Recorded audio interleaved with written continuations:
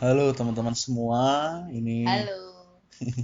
adalah satu sesi sharing mungkin iseng-iseng.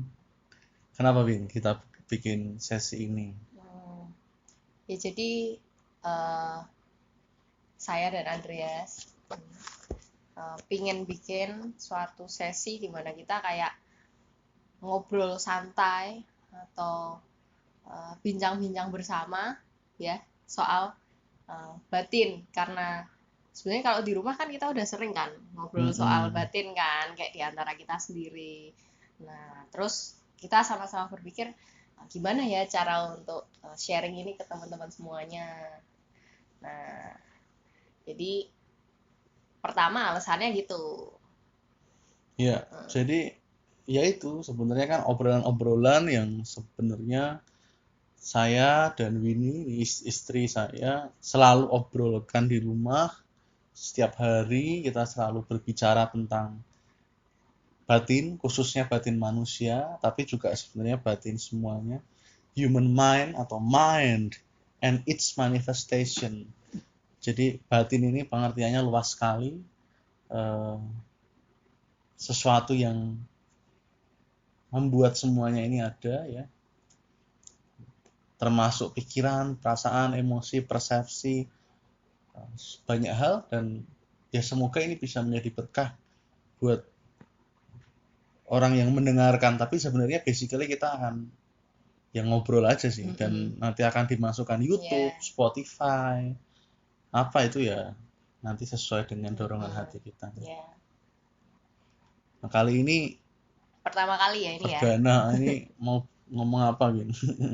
Ini pertama kali mungkin em, ya apa perkenalan dikit kali ya. Kita kayak Boleh, boleh, ini perkenalan. kan di channel Andreas gitu kan ceritanya. Perkenalan, kamu dulu apa aku dulu?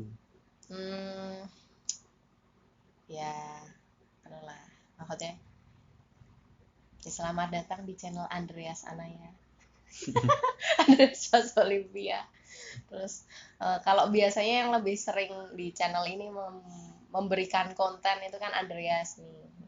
Udah sering lihat Andreas. Nah, cerita ini saya istrinya Winnie. Kita udah menikah 1 tahun lebih ya. Mm-mm. Nah, saya mungkin kalau Andreas udah banyak profilnya di internet kali ya, maksudnya ya dia banyak mendalami hal-hal yang pengembangan diri, batin dan sebagainya. Nah, saya Winnie, saya um, sebenarnya adalah teman sekolahnya Andreas dari SMP. Kita dari lama udah sering ngobrol soal bermacam hal. Kita ya sering banget ngobrol-ngobrol dan basically apa yang kita obrolin itu sebenarnya banyak yang menarik dan apa ya, dan ceritanya ya emang kita mau sharing di sini. Ya, Kalau apa? ya jadi Winnie ini teman-teman saya dari 2005, 6, 2006 gitu ya. Mungkin udah 15 tahun, kurang lebih lah. Kira 13, 14, Mm-mm. 15, sekitar-sekitar gitu. Dan itu sebenarnya teman lama sekali, sudah ngobrol lama. Ya, cuma ya secara formal suami istri memang baru setahun lebih kali ya. Tapi itu sebenarnya ya sudah dari lama lah, pokoknya kita ngobrol-ngobrol gitu. Sudah dari sampai suami istri juga ngobrol-ngobrol. Kayak Tiap hari sih ngobrol-ngobrol ya. ngobrol-ngobrol karena, dan jadi satu apa ya, wadah untuk mengasah banyak hal dengan ngobrol-ngobrol. Ada Mm-mm. partner yang memang sama-sama tertarik mendalami sesuatu yang makin dalam dan makin dalam. Ya. Ya gitu. Pengalaman ya banyak ya Win ya. Dia memang spesialisasi kita berdua tuh budaya, Ya, bahasa. benar. Kita juga dulunya dari dulu Ya, kita anu ya, SMA, bahasa, jurusannya bahasa. kuliah juga kita Kau sama masuk ke jurusan komunikasi. ya, komunikasi bahasa, dia juga Mm-mm. bahasa spesialis Jepang. Bahasa Jepang. Sempat berkarir, berkarya, kuliah juga di Jepang juga, dan di korporasi juga sempat. Ya tapi basically ya ketertarikan ini kan pokoknya intinya tentang batin manusia ya, atau Ya. batin semuanya sebenarnya termasuk Mm-mm. kucing juga sebenarnya. Iya. Bagaimana? Iya. Ya, ya kita sebenarnya tema-temanya dulu yang kita omongin kan, em, awalnya mungkin kan kalau ada pada zamannya kan sebenarnya. Kayak misalnya kita waktu SMP kita ngobrolinnya karena teman-teman kita tuh suka kayak apa sih, galau misalnya kayak naksir-naksiran. Hmm. Nanti kita ya sebenarnya waktu itu lebih jarang mungkin, tapi ya ngobrolnya seputar itu. Tapi juga itu sebenarnya kita udah kayak sering kayak fascinated atau kayak sering merasa kayak wah kok bisa gitu ya gitu kan. Hmm. Nah tapi ceritanya dalam tahun-tahun yang semakin berganti di dalam kayak pertemanan kita dan obrolan kita itu emang tambah akhirnya oh ternyata gini, kayak seiring dengan apa ya istilahnya pertumbuhan kita dan sekitar kita dan semuanya itu ya terus kayak kita semakin kayak belajar macam-macam sampai sekarang masih kan. Hmm. Menurut kamu apa yang di ini masuk ke topik ya? Ada lagi nggak perkenalan lagi nggak? Apa ya, ya sekilas itu aja kali ya. Ya pokoknya hebat Apa lah. kamu tambah lagi apa memperkenalkan? Pokoknya hebat lah. Ini saya dari usia 10 tahun belajar tentang batin, dari ambil sertifikasi barat timur juga soal batin. Ini juga dari kecil ada satu ketertarikan tentang batin manusia dan hewan juga sebenarnya dan Mm-mm. tumbuhan. Kemudian ya terus akhirnya kuliah banyak sekali rintang halang rintang apa-apa semua intinya soal tentang batin juga budaya. Ya. Batin itu kan juga soal budaya, soal Mm-mm. masyarakat, soal pencerahan spiritual, Ya. tentang mengoptimalkan hidup ini, sampai tentang galau-galau, sampai juga tentang melampaui tubuh ini, Ya. bagaimana meninggal dengan baik. Ya, masih lah sampai berat Mm-mm. sampai ringan ya. Ya. Semua soal batin. Nah, mungkin untuk membuka, menurut kamu apa yang diperlukan untuk memaksimalkan batin manusia? Atau kalau bahasa yang Mm-mm. bahasa yang fullnya ya merealisasi diri, tapi bahasa yang mungkin sederhana ya biar bagus gitu, batin manusianya biar bagus gitu. Gimana? Ya, lah tuh udah langsung masuk ya. Mm-mm. Kalau hmm, jadi bagaimana biar batin manusia itu bisa bagus? Mm-mm. Ya sebenarnya eh, kalau pertama-tama itu kan semua orang nggak ada orang yang kayak terlahirkan jahat.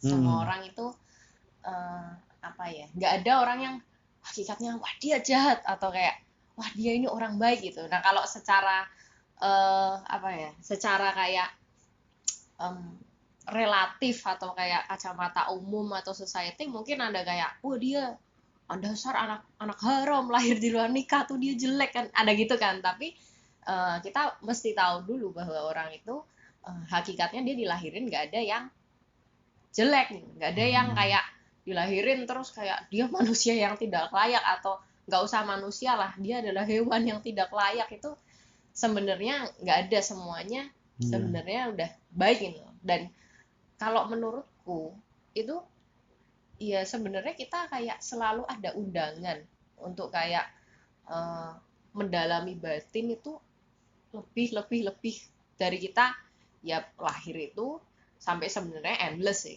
Kalau Mm. kita ngomong yang hakikatnya kan sebenarnya gitu kan sebenarnya endless. Tapi ceritanya Mm. selama kita dari lahir sampai mati tuh panggilannya undangannya selalu ada dari ya dari sana. Tapi ceritanya emang kita apa ya aware enough nggak kita ketika ada undangannya itu kita kayak oh kayak kayak terbangun nggak Mm. terketuk nggak gitu. Iya. Dari situ baru nanti kayak menurut saya berbagai macam hal-hal yang mulai dari yang bermakna Mm. sampai hal yang tidak bisa dijelaskan itu akan terjadi atau manifest ya. Sebenarnya semua orang dipanggil ya Mm-mm, sebenarnya. mm-mm, Tapi ya kita banyak sih cara-cara untuk bicara hal ini. Jadi mm-mm. Pokoknya intinya hakikat kita tuh indah, baik, Ya. jos. Dalai Lama mengatakan in it clear light. Clear light itu ada terang, apa ya, pokoknya hebat lah gitu. kayak jos, kayak clear light, kayak cahaya yang indah gitu. Iya, benar. Itu hakikat kita sebenarnya. Tapi kita tidak mengenalinya, sehingga karena kita tidak mengenalinya ya kita hidup dalam kekosongan, kayak mencari objek-objek indria, jadi objek duniawi, fenomena untuk memenuhi hati kita. Jadi, aduh, hatiku terasa kosong, terus aku ingin dipenuhi oleh hal-hal, termasuk kadang oleh rumah tangga, padahal nggak bisa gitu loh. Padahal nggak bisa. Dan mungkin cerita dari pengalaman kita sendiri gitu ya, despite of many theory dan view terkait itu, apa yang hal-hal penting yang bisa di kamu sendiri, di pengalaman hidupmu tuh membuat kamu bertumbuh gitu. Aku ya? Pengalaman hidup yang apa nih? Ya sembarang yang sederhana aja, maksudnya kalau kan ya kita nanti di dalam ada yang tertulis, kita membutuhkan kebijaksanaan dan membutuhkan skillful means atau metode. Ada lagi yang membutuhkan, nanti kalau Hindu itu ada catur yoga ya, bhakti yoga, karma yoga. Nah, itu kan teori nih dari ajaran suci nih. Katolik juga nanti ada cara-caranya. Nah, dari personal, maksudnya dari pengalaman pribadi nih, yang bahasanya bebas, apa yang baik lah untuk kamu? Kalau aku sih sebenarnya kayak pengalaman tuh kan silih berganti kan. Kita juga tiap detik ini sekarang lagi rekam ini apa video ini kan juga kita lagi kayak mengalami suatu pengalaman juga kan.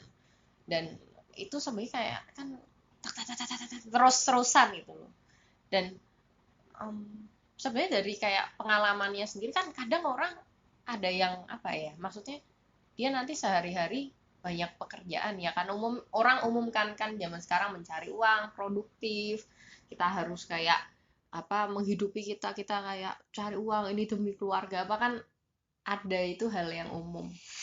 Cuma orang itu kadang ketika sikap hatinya sih, jadi kayak menghadapi ya ini kan kerjaan, ini kan ya gini-gini aja gitu loh, jadi kayak menganggap sesuatu itu kayak nggak bisa digali gitu loh. Ya ini kan gini-gini aja. Ya menurutku pertama kalau kita ngomong pengalaman itu sebenarnya enaknya kita kayak lihat ke dalam dulu sih sebenarnya, daripada kita kayak lihat keluar terus. Soalnya orang umumnya ketika ditanya pengalaman itu dia larinya ke mencari ke sesuatu pengalaman yang either kayak blissful yang ya atau yang gitu, padahal sebenarnya pengalaman apapun itu sebenarnya bisa kita renungkan.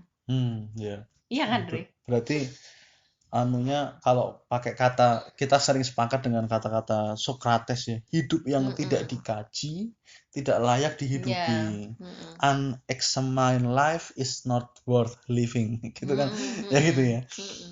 Mungkin menambahkan, ini bener banget ya, bahwa ya itu pertama mengkaji, terus mengkaji ke dalam ya, mengkaji ke dalam. Terus yang kedua adalah, kalau saya apresiasi dari Winnie juga dan Andreas juga ya, itu tuh ada satu keterbukaan hati, ada satu open mind gitu. Jadi kita kadang-kadang tuh nggak sering lah, jangan kadang-kadang tidak sepakat atau ada satu tubrukan energi atau apa, tapi ya alhamdulillah puji Tuhan ya ada satu open mind, ada satu keterbukaan. Dan keterbukaan ini tulus gitu loh, tidak kaku gitu. Jadi kayak apa ya, makanan tuh kita mau coba gitu, kok bisa tuh ini kok makan, misalnya contoh kecil ya, ini kan makanan Jepang, ini banyak tahu makanan India juga aneh-aneh. Ini suka cerita ke Andreas bahwa kalau makan tuh jangan kita makan berbasis misal kita makan makanan Jepang, terus dari pemikiran kita yang terbatas di Indonesia, jadi kayak kita bandingkan, wah kalau di Indonesia ini ya memang api asin. Atau misalnya orang yang sudah sering ke Jepang nanti kayak ke Korea. Oh, kalau di Jepang itu memang jadi apa-apa kita bandingkan dengan masa lalu Iya. gitu ya. Tapi kita ayo terbuka dengan sesuatu yang fresh, yang seger, yang present moment. Iya Nah, benar. itu contoh anunya ya, praktisnya ya. Contoh yang sebenarnya ya apa namanya? Winnie selalu ini apa? Terbuka gitu loh. Kalau ada perbedaan-perbedaan, kalau ada satu problematika atau kalau ada satu ajaran yang baru, itu kita open mind. Selain menggali ke dalam tadi. Iya. Kalau menurut aku sih sebenarnya kalau apa ya? Misal orang kan ada yang misalnya kalau soal makanan tuh tadi tuh, ada yang dia kayak ya kan emang gitu gitu loh. Kayak kita nggak bisa kayak gimana ya? Jadi kayak kita nggak, orang itu kesulitan untuk melihat di luar dari persepsi yang dia lagi sekarang gimana ya. Dan sebenarnya menurutku tuh kayak apa ya? Kayak at least kamu tahu bahwa persepsimu itu ya sebenarnya cuma persepsi aja. Dan kamu nggak kayak maksa itu ke orang lain gitu. At least sebenarnya menurutku itu sih. Ya nggak sih? Ya. Seperti ada tertulis, melihat persepsi sebagai persepsi adalah kebijaksanaan ya. Jadi ya persepsi bukan beneran gitu loh. Ya itu sih, berarti ya itu. Saya juga sama penting itu. Jadi satu melihat ke dalam, mengexamine life. Kalau bahasa anunya ikro kita membaca, mengenal, mengkaji diri kita, melihat ke dalam. Kemudian yang kedua adalah ya open mind, terbuka. Itu tulus terbuka kepada Tuhan, kepada sesama. Itu kita akan banyak bertumbuh dengan baik ya, secara batin. Bagus. Nah itu. Kalau menurutku ya emang pertama-tama kita kayak mesti apa ya istighfar itu loh. Kalau bahasanya kayak istighfar, bahwa kayak menyadari bahwa semua yang kita kayak rasa bahwa saat ini tuh adalah kayak ini yang paling bener tuh ini. Itu tuh juga sebenarnya kayak nanti ganti lagi gitu loh. Mungkin sekarang kita bisa bilang saya itu suka bakso apa ya yang di gang 1 gitu. Terus nanti kalau kita misalnya kalau seandainya ada teknologi untuk membawa kita ke masa lalu, kita bilang ke diri kita masa lalu, bakso yang paling enak itu bakso gang 1. Nanti pasti diri kita akan nggak setuju karena ya kita nggak berada di suatu kondisi yang sama gitu loh, dan kita sebenarnya nggak pernah berada di kondisi yang sama dari waktu ke waktu. Kita mesti kayak menyadari bahwa oh ini juga sekarang ini saya sebenarnya boleh bilang ya ini sekarang yang bagus ini, tapi kayak kita menyadari juga bahwa itu sebenarnya juga fleeting atau kayak ganti-ganti. Iya. Menarik sih. Seru juga kalau dihubungkan dengan, kan berarti kan ada satu pertumbuhan batin ketika kita melihat segala sesuatu tuh segar, baru, kemudian tidak menggenggam gitu loh, tidak menggenggam erat. Kalau disambungkan ini loh yang menarik ini, Winnie dulu perlahan-lahan tidak langsung tapi bisa menangkap satu konsep ini yang saya kira jarang dimengerti oleh orang umum ya. Jadi konsep bahwa kita tuh semangat ya. Istilah kita sebenarnya swaha itu kayak maju terus, tapi pada saat yang sama semua sudah komplit dan perfect, sudah selesai. Nah ini susah loh, orang paham itu susah. Jadi orang either kayak sombong gitu ya, udah kayak udah kesejatian, semua selesai, ini ilmu tertinggi udah gitu kan. Terus udah gitu dia nggak ada kayak daya hidupnya yang maju gitu, yang mekar gitu, kurang. Kemudian nanti ya itu ada lagi ya, nanti ada juga orang yang secara umum dia kayak semangat tapi sebenarnya semangatnya itu dangkal gitu ya. Dia tidak terus mencari objek-objek dan kayak hantu kelaparan, tidak puas, akhirnya aku ingin mencari objek-objek. Nah itu kan keduanya keliru. Yang satu dia terlalu ibarat nih seperti judul podcast ini ya, podcast Sefami Istri. Jadi Rupa tadi bilang ya, jadi Ya, malah kita suami istri itu kan Sefami itu tapi bahasa Sanskerta. Suami itu artinya sesuatu yang hening, hakikat diri sejati, hening, kosong, tapi juga penuh potensial. Jadi hening, kosong, swami itu equal dengan kata-kata Shiva. Nah, kalau stri atau istri itu adalah artinya adalah expansion atau perwujudan atau display atau pelebaran atau ya yang empunya dunia. Jadi kayak apa ya maksudnya itu yang empunya adalah istri itu artinya kayak yang berekspansi. Jadi di dunia ini ada sesuatu hal yang sifatnya itu sejati, pucuk, sempurna. Kemudian ada juga yang sifatnya itu ekspansi atau kayak apa istilahnya? Kembangan. Nah, jadi kembali ke poin pertama tadi, gimana kita menyadari bahwa semuanya itu sudah sempurna, tapi juga tetap semangat, tetap kembangan gitu, tetap bagaimana kita menyadari semuanya itu udah suami, udah sempurna, hening adanya, tapi juga tetap istri, ya gitu lah. Karena suami dan istri tidak terpisahkan. Hakikat batin dan kembangan batin tidak terpisahkan. Ya. Gimana ceritanya awalnya dulu kan susah gitu ya? Ya susah sih. Kalau apa? Ya nanti mungkin kalau ada orang yang ya dia beruntung dia bisa kayak menurutku bisa kayak menyadari keduanya langsung sih sebenarnya.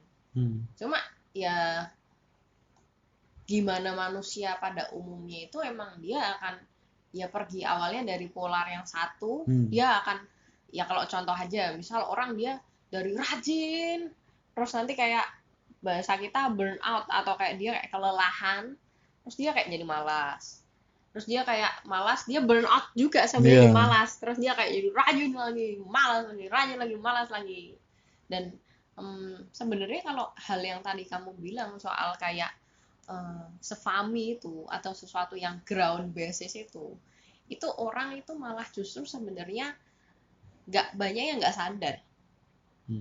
Tapi nanti ketika apa sebenarnya yang kita alamin itu di sehari-hari lebih banyak hal yang kayak kembangan.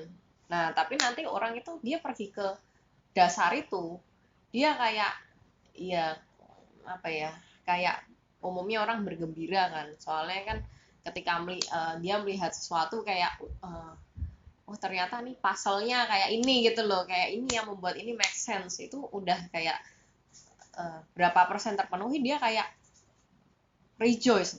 Nah, tapi nanti orang itu umumnya terus mengira bahwa kembangannya itu terus dibuang aja kan. Atau kayak kembangannya itu kurang penting. Ya, sedangkan sebenarnya harus ada semacam balance kan ya. Iya, ya itu. Susah itu tapi teman-teman ya. Tapi nyatanya begitu. Sebenarnya kalau pakai kata-kata orang Jawa itu kan ojo gumunan, ojo kagetan. Jadi jangan deso, jangan gumunan atau kagetan. Semua udah komplit di alam ini. Kemudian ada juga kata-kata lagi, urip iku mung mampir ngombe, hidup itu hanya mampir minum. Semua hanya permainan dan senda gurau belaka. Itu menggambarkan prinsip dari swami alias ground, hakikat hidup batin. Kemudian tapi juga ada satu pepatah lagi, urip iku urup, hidup itu menyala. Nah itu menggambarkan satu pepatah dari satu hidup yang berkembang, yang satu kembangan atau istri atau sakti. Nah itu ini harus dilihat sebagai sesuatu yang tidak terpisahkan. Memang sulit ya, tapi Winnie ini lama-lama memang bisa. Andreas pun ya dulu susah gitu Gimana loh. kamu? Maksudnya kalau kamu kan justru udah ada kayak kalau dari perspektifku kamu kan udah banyak kayak wah gitu kan kayak yang kayak apa ya? Kayak semangatnya tuh kan udah lebih nyala kan malah. Ya, Apakah kamu mau kayak wah langsung gitu? ya itu anu ya. Nek kalau Andreas kan dasarannya semangat gitu kali ya. Semangat tapi ya ada dorongan untuk mencari yang ground atau basis dari semua fenomena. Tentu begitu bertemu dengan hakikat fenomena, hakikat batin, tadi hakikat kita yang indah dan baik itu tentu ya bersyukur gitu. Tapi kebetulan, ya bukan kebetulan sih. Istilahnya itu blessing of the lion age. Jadi kebetulan kita dipertemukan dengan guru-guru yang seimbang gitu loh sebenarnya. Itu yang mungkin baik gitu. Karena ya sebut-sebut merek ya, memang ada Thich Nhat Hanh gitu. Guru-guru yang Robert Spira gitu. Ya. Itu eh, campurannya nanti ada Sadguru apa itu campuran itu seimbang gitu loh. Seimbang itu artinya memang indah sekali basis dari semua fenomena. Ya. Tapi juga basisnya ini berkembang dalam satu dunia yang penuh kesengsaraan ini dan itu satu gitu. Unity of samsara and nirwana kayak ya itulah jadi satu gitu jadi satu kalau pakai salah satu guru kita Tisnatan ya dia berbicara kalau Anda melihat satu dimensi historis ini, dimensi biasa ini dengan mendalam sekali, hidup dengan mendalam, Anda akan tiba di dalam dimensi yang sejati. Tapi ketika Anda melihat dimensi yang sejati, Anda tidak akan meninggalkan dimensi yang historis ini. Jadi kayak jadi satu gitu. Nah, itu mungkin ya kita mendapat guru-guru yang seimbang. Plus ya kita kurang anu ya, apa ya terlalu kuris gitu. Jadi kayak kita Ya, menggali terus, bertanya terus gitu ya. kalau eh, misalnya nih kalau dari yang orang-orang nonton ini ada yang berpikir kayak apa ya? Kalau buat Andreas itu kan dari dulu kan aku udah sering melihat bahwa Andreas itu kayak mudah sekali gitu loh untuk melihat mendalam gitu loh kayak dan itu banyak orang yang apa ya mereka pada kayak terinspirasi sebenarnya kan kayak kok bisa sih kayak gitu. Nah kalau misalnya boleh sharing atau kayak contekan sebenarnya melihat mendalam itu gimana sih maksudnya caranya atau kayak tipsnya atau kayak rahasianya gitu. Melihat mendalam itu pertama-tama kan tadi seperti Winnie bilang ya, tidak melihat tidak kaku gitu dulu. Jadi kita tidak kaku, tapi kita istirahat santai. Maka teman-teman ya mulai dengan tarik nafas, buang nafas, relax. Itu sudah wajib ya. Maksudnya tenang itu sudah nggak usah diomong itu sudah paling penting gitu. Jadi tenang dulu. Kemudian ya contohnya melihat mendalam tuh misalnya remote ya. Kita ada remote. Melihat mendalam tuh bukan kayak gitu. Bukan kayak gitu, tapi kayak santai. Kemudian kita lihat aja. Di dalam remote ini kita lihat dengan rileks gitu loh, santai. Kita bisa melihat dengan satu kayak anak kecil gitu ya, yang wonderment ya. Kayak anak kecil pertama kali masuk museum kayak nah gitu kan. Ketika kita lihat di remote ini ya, ini merek LG ada perusahaan LG di sini pasti ya kan. Semangatnya LG. Kemudian ada Korea di situ. LG berasal dari Korea. Ada semangat Korea di situ. Ada satu ketelitian di situ karena ini garis-garisnya dibuat dengan teliti. Kemudian di sini ada tulisannya ada Netflix, ada Amazon, berarti ada satu kemodernan di situ. kemudian bisa kita lihat berarti ada satu peradaban modern di situ. Dan ada peradaban modern berarti ada yang mendahulunya, peradaban yang lebih kuno. Ada peradaban teknologi, ada peradaban manusia yang nanti kelak menciptakan teknologi, salah satunya remote. Kita lihat, kita rasakan gitu. Kemudian kita lihat berarti ada manusia, ada alam. Karena kalau nggak ada alam ya nggak ada manusia. Ada daun, tanah, tempat tinggalnya manusia, ada awan, hujan, sampai kita lihat terus. Ada penciptaan manusia, penciptaan pertama, sebelum penciptaan, ada keheningan. Nah itu kita sampai di Swami itu. Swami itu adalah ground, ada satu basis keheningan yang tidak terkatakan itu. Tapi dari Swami itu tidak berhenti kosong kayak gitu enggak ya? Tapi ada penciptaan rame dan ada seluruh kakek nenek kita di peradaban manusia ini. Demikian menyentuh satu remote, kita menyentuh satu peradaban. Itu contoh yang paling gampang ya, yang Jadi kalau apa ya? Kalau mungkin dijelaskan dengan bahasa yang lebih mudah kali ya. Itu kayak melihat kayak suatu hubungan atau korelasi antar kayak semuanya gitu sebenarnya. Bahasanya apa to ki jenenge? Berpikir holistik ngono. Oh ya, menyeluruh gitu ya. Jadi contoh sederhana tuh melihat Winnie juga ada dari orang tuanya, dari sosialnya, kemudian meskipun saya nggak gitu ya, maksud itu ala ilmuwan. Jadi kayak sisi antropologisnya, sosiologisnya, biologisnya kayak gitu.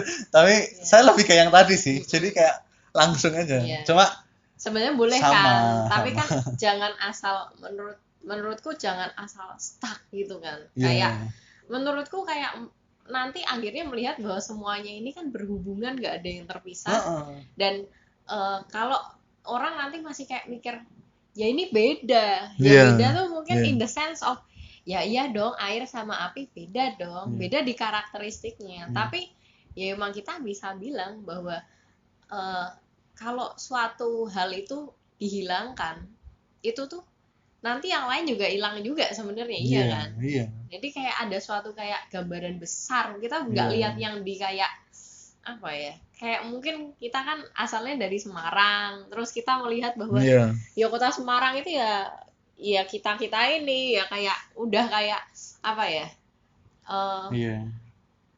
puncaknya itu udah di sini gitu loh. Padahal kalau nanti sering ada postingan-postingan di internet tuh kayak nanti pernah lihat nggak sih yang ini bumi, terus ini matahari, terus kayak ini planet apa itu yang kode-kodenya macam-macam tuh kayak, terus ya ini dunia itu sangat amat luas, apalagi kayak cuma misalnya satu kota kecil gitu.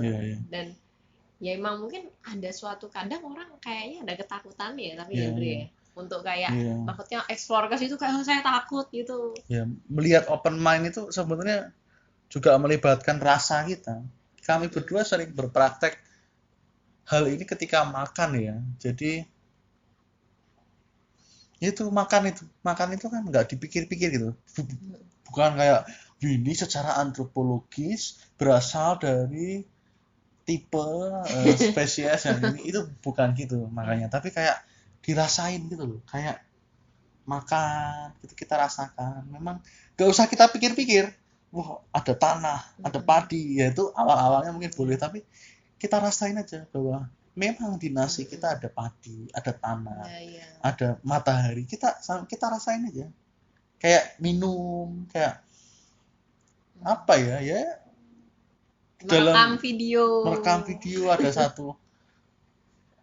satu peradaban teknologi yang paling misalnya kita rasakan di tisu ya juga pasti ada benang-benangnya, jelas tuh ya, ada benang-benangnya, ada serat kayu, tanaman, tanah, matahari, itu membawa kita satu keterbukaan yang cukup baik. Ya memang menarik sih, dan ya mungkin tema obrolan kali ini itu ya tentang batin, eksplorasi batin dan luasnya batin itu, melihat satu keluasan, melihat batin secara menyeluruh, ya, itu ya. Itu ya tuh luas, memang luar biasa sih. Tapi sebenarnya ini bukan hal yang untuk dipikir-pikir kan ya sebenarnya. Ini kan kayak menuntut pengalaman kita langsung kan. Bukan. Ya bisa di logik itu bisa, tapi saya sarankan logik itu kayak lebih jadi kayak, ya tapi tiap orang beda-beda ya, tapi saya sarankan itu kayak jadi alat aja, alat. Yang penting itu pengalaman langsung itu loh. Jadi pengalaman langsung tuh ya nafas kita. Ada satu pengalaman langsung bahwa ini tuh nafas yang mengalir gitu loh. Iya toh, mosok nafas adalah nafasku. Nafasku. Mana? Nafas tuh nggak bisa dipegang. Iya, nafas tuh udara yang mengalir. Pengalaman-pengalaman langsung ini kita hayati akan mengurai satu tendensi kita yang kaku itu. Akhirnya kita akan menemukan sesuatu hakikat kita yang mantap, pelan-pelan. Tapi kalau semakin ketemu semakin bersyukur ya, luar biasa. Ya kalau menurutku sih untuk bisa apa ya istilahnya mendapatkan suatu hikmah yang baik dari kayak fenomena itu, emang kita saya rasa sih setiap hari teman-teman pasti ada sih kayak pengalaman A, B, C, dan nanti ada dorongan untuk kayak ini kok kayak menarik ya. Itu mungkin minimal jeda kali ya. Jadi sebelum kayak berpikir gitu kan, kita kan ada kejadian sering kali kita tuh langsung kayak, kalau bahasa Inggrisnya tuh jump into conclusion gitu, atau kayak langsung menyimpulkan. Jadi kayak misalnya kita lihat ada anak-anak lari terus jatuh, terus kayak dia nakal sih gitu loh, kayak jadi kayak langsung menyimpulkan dengan cepat. Kayak untuk apa ya, bukan kunci juga sih, tapi kayak hal yang kayaknya baik ketika ingin melihat mendalam tuh emang ketika ada suatu fenomena kita kayak jeda dulu, kayak minimal ya 1 detik atau 3 detik gitu, kayak 1, 2, 3, terus kayak lebih baik kalau kayak breathing in, breathing out, terus habis itu baru kita kayak apa ya, meniatkan minimal ya, meniatkan untuk kayak open, untuk kayak ada kejadian seperti ini. Terus apa ya, ya itu sih kayak menurut saya sih nggak kayak langsung cepet gitu loh menyimpulkan, nah dia kan gitu, nah ini kan gini, itu kan itu. Saya mah tahu nggak kayak gitu kan ya. Menurut kamu gimana? Menurut aku betul. Jadi salah satu pitfalls atau cilakanya orang pinter itu nanti adalah dia jump into conclusion. Padahal hidup ini tidak pernah bisa disimpulkan dengan teori apapun. Even teori paling sejati sekalipun itu adalah rakit. Kalau kata Buddha Gautama ya. Jadi semua itu adalah rakit untuk menyeberang ke pantai seberang. Ketika sudah sampai pantai seberang, itu tuh cuma alat bantu. Jadi nggak bisa diteorikan, itu nggak bisa. Oh, hidup ini bolehlah membuat teori untuk kepentingan pendidikan, tapi aslinya hidup ini loh aslinya apa? Aslinya nih nggak ada itu. Ya udah, sesuatu yang seperti bunga mekar, air mengalir, ya kan? Kayak nggak ada konklusi. Yang kita seringkali itu jump into conclusion. Yang wah dia nakal, itu cakranya kotor, itu cakranya. Cakra yang keempat dia kotor. Nah, itu tipe ahli nujum. Nanti ada tipe kena santet dia. Nah, tipe ahli nujum lagi. Ada tipe logika. Yo jelas toh. Itu kan logikanya hormon-hormon kita ya, endorfin, serotoninnya kacau. Jadi dari bawah itu hormon kita akan naik. Nah, itu tipe-tipe logik. Nanti ada tipe-tipe lagi. Banyak lah ya. Wah, itu kalau menurut hipnoterapi ada yang lebih general ya. Kalau di mana-mana itu gitu kan. Itu yang paling general. Ya semua orang ya tahu gitu. Kabeh wong yang ngerti kok ya. nek misalnya minum ini jelek ya. Iya, iya. Itu Mm-mm. buat kita sudah kurang musim ya, udah Mm-mm. nggak bisa Iya. hidup di teori kan, sorry. Mm-mm. Iya. Ya itu karena itu hukum alam, karena Mm-mm. semakin kamu ya kita berdua mengalami, semakin kita mencoba menteorikan akan ancur dia, Iya.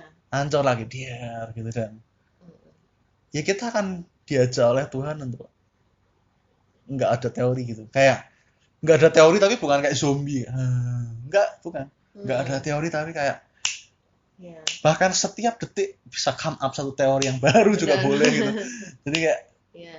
ya nggak ada Benar. sebenarnya, teorinya nggak ada. Sebenarnya nggak ada.